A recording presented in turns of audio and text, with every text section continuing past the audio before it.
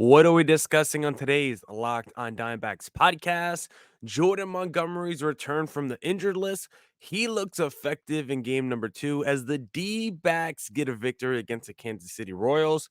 But can Ryne Nelson continue his hot streak and deliver a series victory?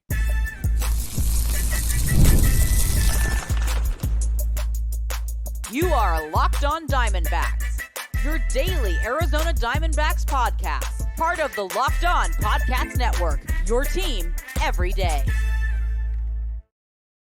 Welcome into the Locked on Diamondbacks podcast, part of the Locked on Podcast Network, your team every day. You're listening to who?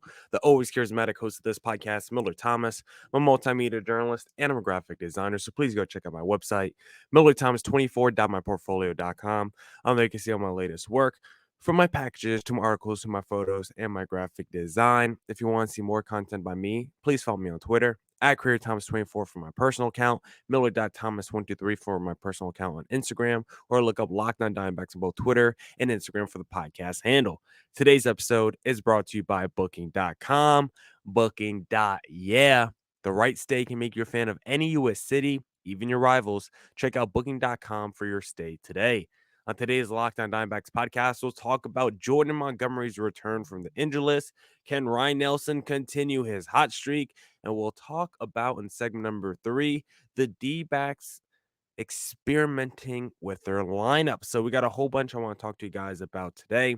Thank you for making Locked on Diamondbacks your first listen every day. I would not be able to do this podcast without you, my loyal listeners, sharing, subscribing, reviewing, doing all that so I could do this podcast for you. Thank you. It's free. It's available on all platforms. So please continue to tell your friends. And one of those platforms is YouTube. Please hit subscribe to Locked on Diamondbacks on YouTube.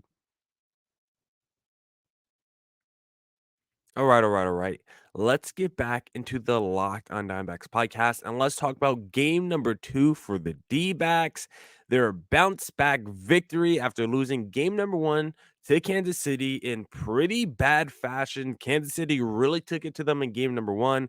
Bobby Witt was on fire. He was a single away from the cycle. Guys were getting plunked. Lovullo was getting ejected. Tempers were flaring. Like, it was a very heated game 1, especially for two teams that never face off against each other. That's like the other thing. Like, why would you think we would pluck Bobby Witt? We never see you guys. We have no beef for Kansas City. Like, it makes no sense, but we'll let idiots be idiots in this life. D-backs do get their revenge, though, in game number 2, because we talked about it on the podcast yesterday. The D-backs, their track record over the last month and a half, 7 weeks, when they lose the first game of the series in a 3-game set.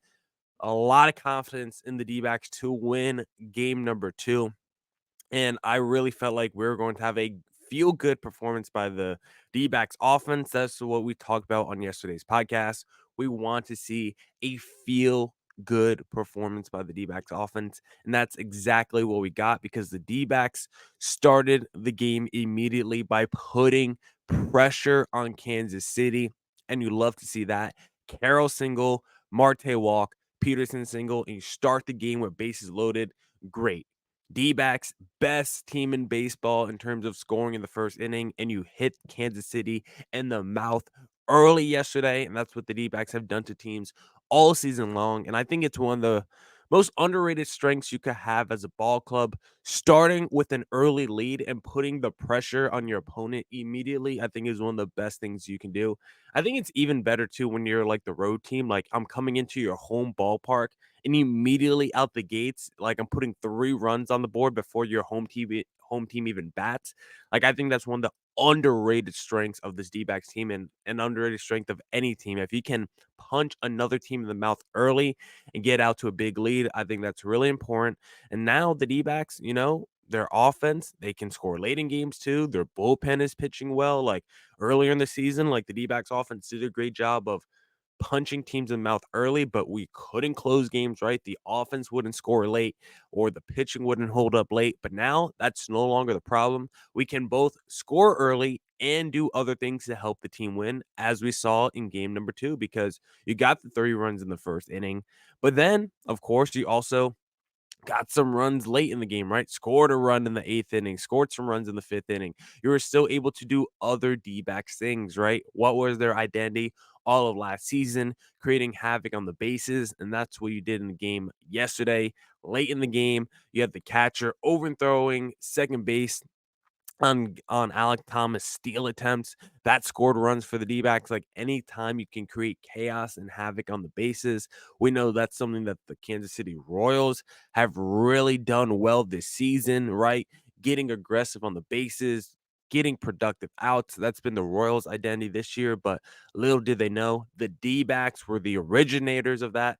All of 2023, that's all they did. And so they had to give them a little taste of why the D-backs got to the World Series the last year by creating some havoc and chaos on bases in game number 2. And that's something the D-backs have done a very good job of since Domo and Thomas have gone back, got some more speed in the lineup with the McCarthys and the Carrolls of the world.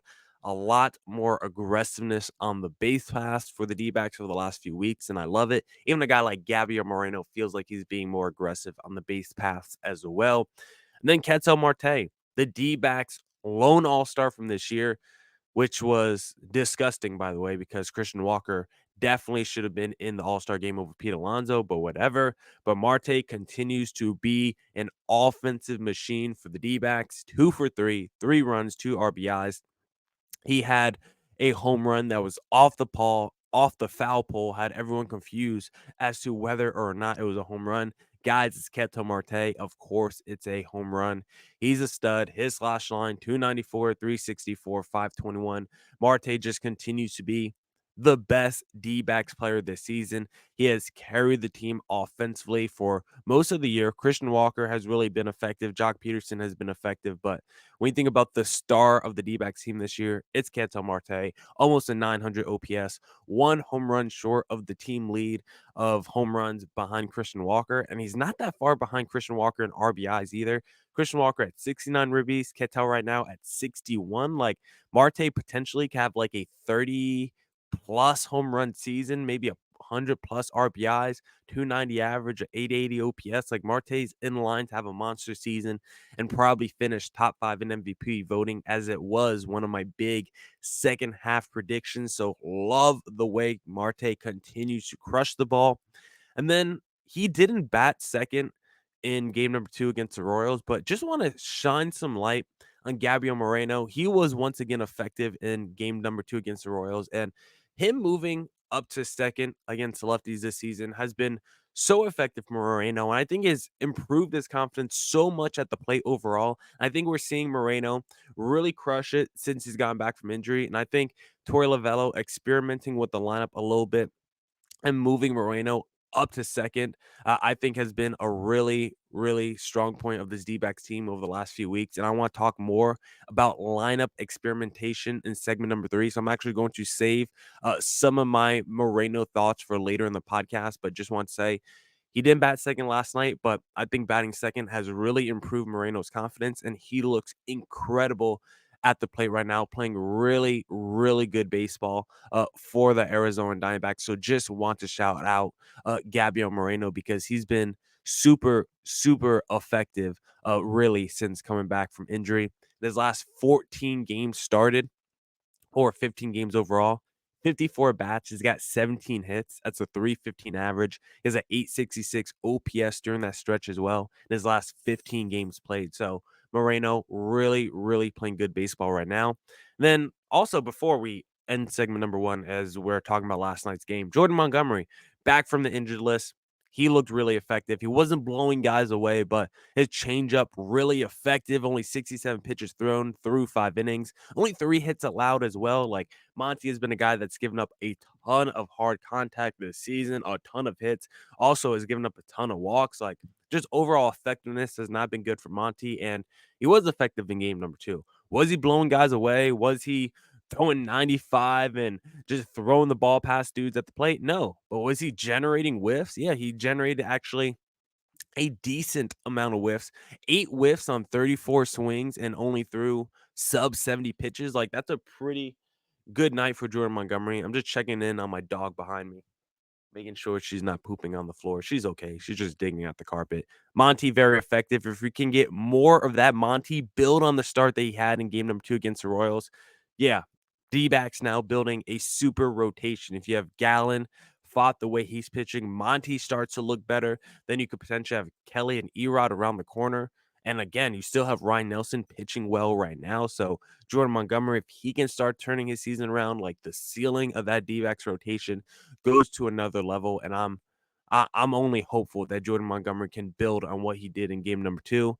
And another guy that we're hoping can continue to build on the momentum we've seen him have over his last few starts is Ryne Nelson as he's pitching in the series finale. So we'll preview the series finale in segment number 2. But hey, if you're looking to play America's #1 daily fantasy sports app, then I suggest hopping on Prize Picks because with over 5 million active members, Prize Picks is the easiest and most exciting way to play daily fantasy sports. Unlike other apps, on Prize Picks, it's just you against the numbers. All you do is pick more or less on 2 to 6 player stats projections and watch the winnings roll in. Get in on the daily action with your friends and become part of the Prize Picks community today. You can now win up to 100 times your money on Prize Picks with as little as 4 correct picks. You can turn $10 into $1,000. Prize Picks is available in more than 30 states across the country, including California, Georgia, and Texas. Download the Prize Picks app today and use code LOCKEDONMLB for a first deposit match up to $100. That's code LOCKEDONMLB on Prize Picks for a deposit match up to $100. Pick more, pick less. It's that easy. And this episode of Locked On Dimebacks is brought to you by Booking.com. Booking.yeah. With summer travel heating up, especially travel for baseball games, it's time to explore those U.S. cities you always want to secretly learn more about. Yes, we're talking about your rival cities with hotels, bed and breakfast, vacation rentals, resorts, and so much more on Booking.com.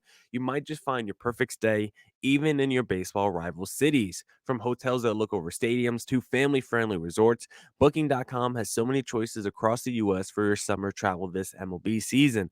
I can't help it. Already use Booking.com to help me plan a couple trips this summer. Went to Petco Park to check out Padres versus D-backs, and I really loved my stay. I really enjoyed San Diego, and I wouldn't have been able to do it without Booking.com. So the right stay can make you a fan of any U.S. city, even your rivals. Book today on Booking.com, on the site, or in the Booking.com app.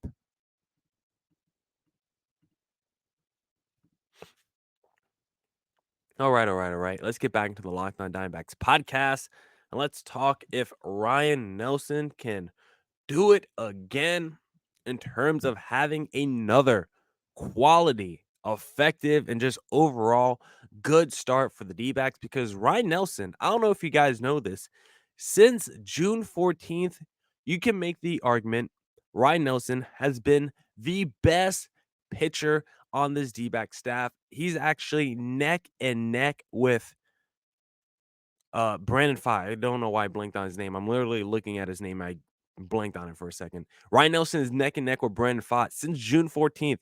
Each guy has 7 starts since then.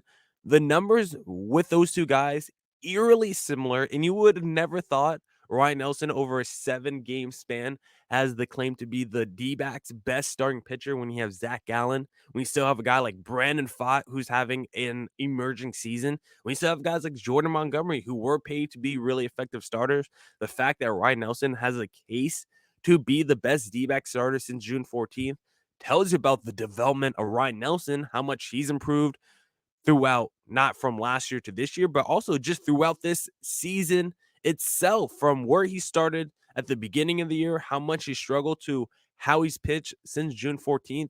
It's been night and day. And now Ryne Nelson has a legitimate claim to being the best D-back starter since June 14th. It's kind of crazy. And we'll actually look at the case right now, Ryne Nelson versus Brandon Pfaadt, because if you just go straight off ERA, you would think Brandon Pfaadt is better since June 14th. Ryne Nelson, since that date, 3.29 ERA. Brandon Pfaadt, 2.14 ERA. So clearly it looks like Brandon Pfaadt is better, but you dive into some more of the numbers, and it's actually eerily similar how close these two guys are since that date. Nelson, since the 14th, 41 innings pitched. Brandon Pfaadt, 42 innings pitched. Nelson has faced 164 batters. Brandon Pfaadt has faced 164 batters. So basically the exact same sample size for both of these guys since June 14th. Yes, Ryne Nelson has allowed 5 more earned runs than Brandon Pfaadt. That's why his ERA is a 3.29 compared to Pfaadt's 2.14. But the reason Nelson has a case, because you can say in the other areas, he's been more effective than Brandon Pfaadt since June 14th. Less home runs allowed for Ryne Nelson than Pfaadt. He has only 5 walks to Brandon Pfaadt's 12 walks since the 14th, and they have the same amount of strikeouts since then as well. And it's not just that. You look at some of the exit velo stats, some of the StatCast stats. Exit velo allowed for Brandon Pfaadt is higher than Ryne Nelson. You look at hard hit percentage, 46% for Pfaadt, 36% for Ryne Nelson. Like, the ball is jumping off opposing batters more against Brandon Pfaadt than Ryne Nelson right now. Nelson's allowing fewer walks, striking out at the same rate, less home runs as well. Like, there's a legitimate case that Ryne Nelson has right now to say he's the best starting pitcher for the D-backs since June 14th. That's why I believe we should have a good level of confidence to make a quality start. Maybe not 6 innings, 2 earned runs or less, but I'm just saying a good start in general against this Kansas City Royals team and give the D-backs a chance to win this series finale, because that's how good Ryne Nelson has been recently. And if you actually want to look at the game log, since June 14th, 6 innings, 1 earned run, 7 innings, 2 earned runs, 3.2 innings, 6 earned runs. That was his worst start. Then back 5 innings, 1 earned run, 6.2 innings, 1 earned run, 7 innings, 3 earned run, 5.2 innings, 1 earned run was his most recent start with 9 Ks as well against the Chicago Cubs. Ryne Nelson is in a groove right now, and I have a lot of confidence in him once again to make a good start against this Kansas City Royals team.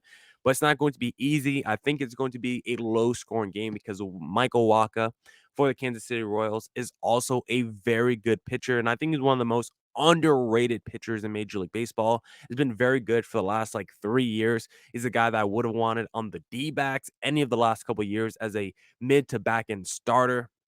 Unfortunately, it didn't happen, and now they have to go against him in this finale. And Wacha is a guy, when looking at the D-backs, whose strength is scoring early. Wacha is a guy whose strength is not allowing teams to score early. Sub 200 average allowed the first 3 innings of a ball game. Wacha, super effective. You have to try and get to Wacha later in those middle to late innings. That's where he struggles just a little bit more. Or if you're the D-backs, you need to wait and attack this Kansas City Royals bullpen, who you have yet to score a run off this series. So it would be a feel-good moment for this D-backs offense once again if they could at least score off this Royals bullpen, because they have yet to do that this series. So if Michael Wacha does slow you down a little bit, maybe we can attack that bullpen, which is not something the D-backs have done yet.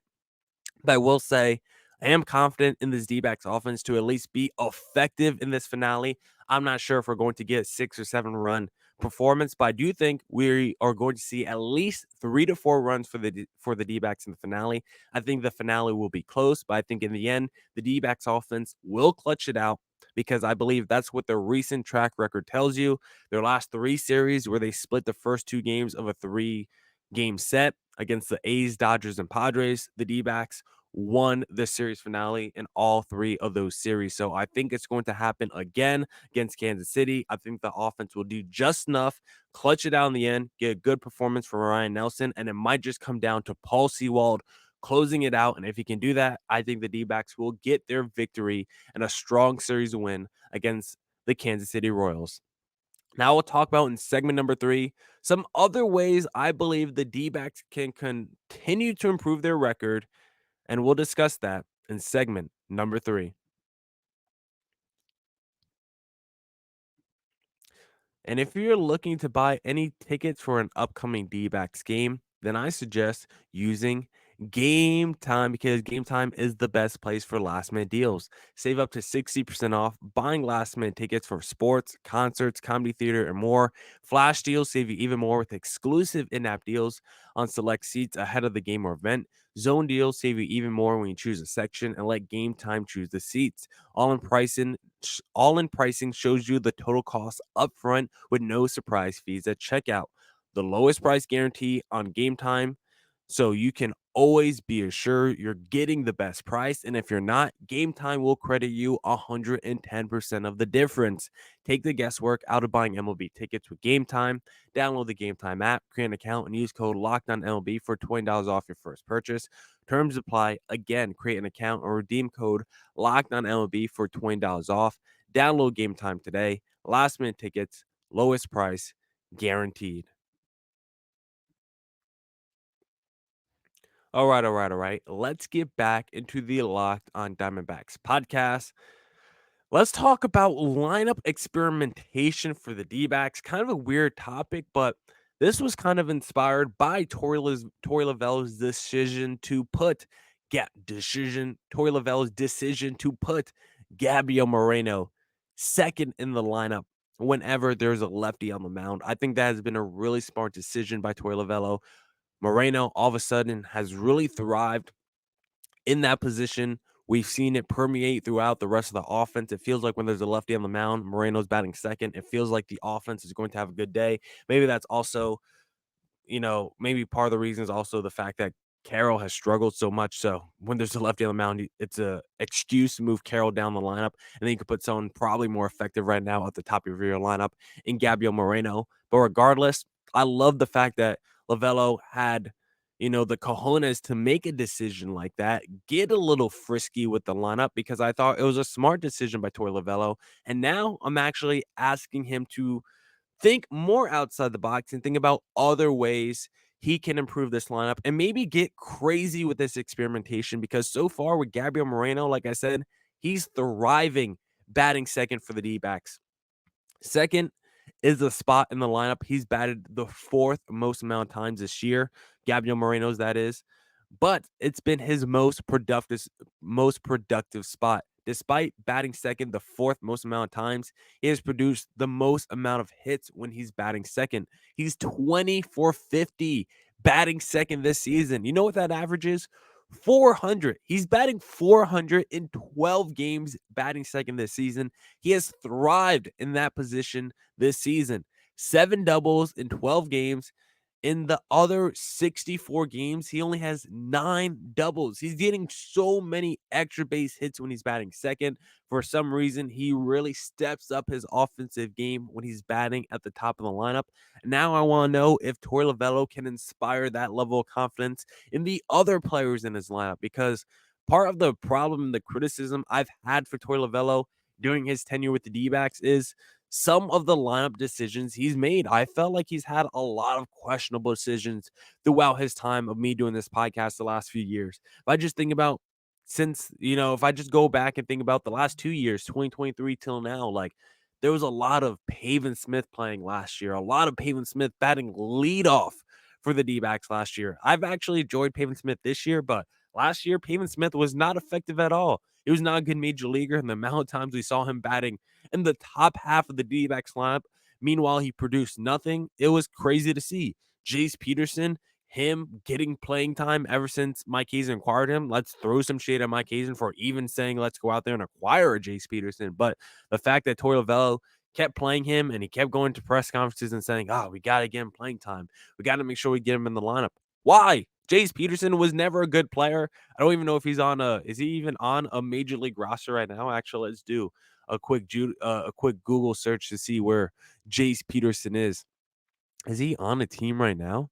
Jace Peterson? Let's see. I mean, he hasn't played a game since the D-backs got rid of him for another major league opponent. So it's fair to say Torey Lovullo is committed to a guy who probably shouldn't be in Major League Baseball, and Jace Peterson took forever to move Corbin Carroll up in the lineup last year when we know Corbin Carroll was one of our best players, and he ended up being our best player by the end of the season. But it did take Carroll a little bit of time to get moved up in the lineup.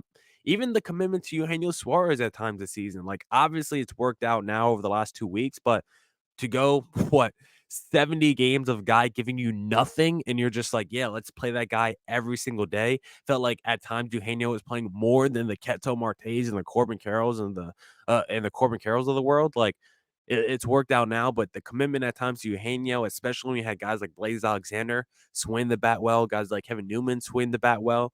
I guess has worked out now, but sometimes Torey Lovullo, his commitment to guys is just too much. Sometimes he just too much into platoon splits where he's like, yeah, I know this guy's playing well right now, but he's a righty going against a righty pitcher, so I have to take him out the game. Or sometimes I didn't think he always stacked the lineup with the best quality talent.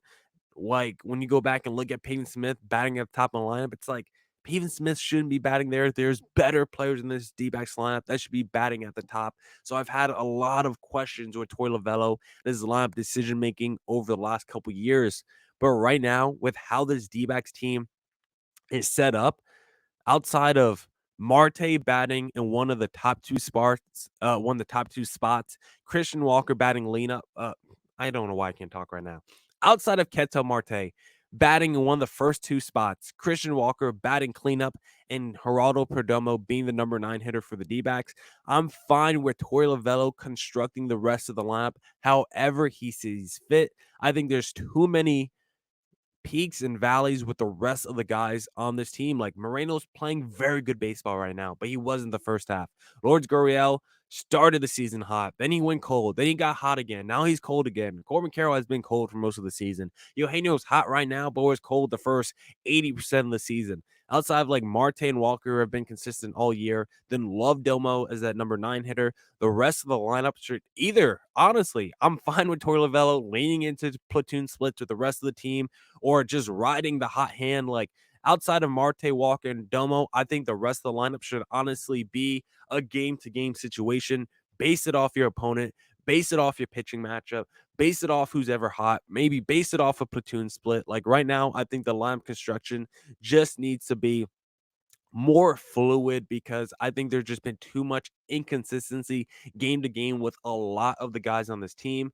Too many guys get hot and then they go cold and then they get hot and they go cold again. So I'm fine constructing the lineup on a game to game basis. I think the experimentation is fine with what Torey Lovullo is doing. I actually think it's really smart. Loved what he did with Gabriel Moreno, and I'm not afraid with Torey Lovullo becoming a little bit more of a mad scientist and experimenting with this D-backs lineup. That's it for this edition of the Locked On Diamondbacks podcast. Come back tomorrow for more Diamondbacks news coverage and insight. We'll be talking more about the MLB trade deadline as it is only a week away. Talk about the D-backs being buyers or sellers, trade candidates that the D-backs should potentially go after and target, and so much more on this podcast. So come back for that. Thank you so much for making Locked On Diamondbacks your first listen every day. And as always, stay safe, stay healthy. Doses.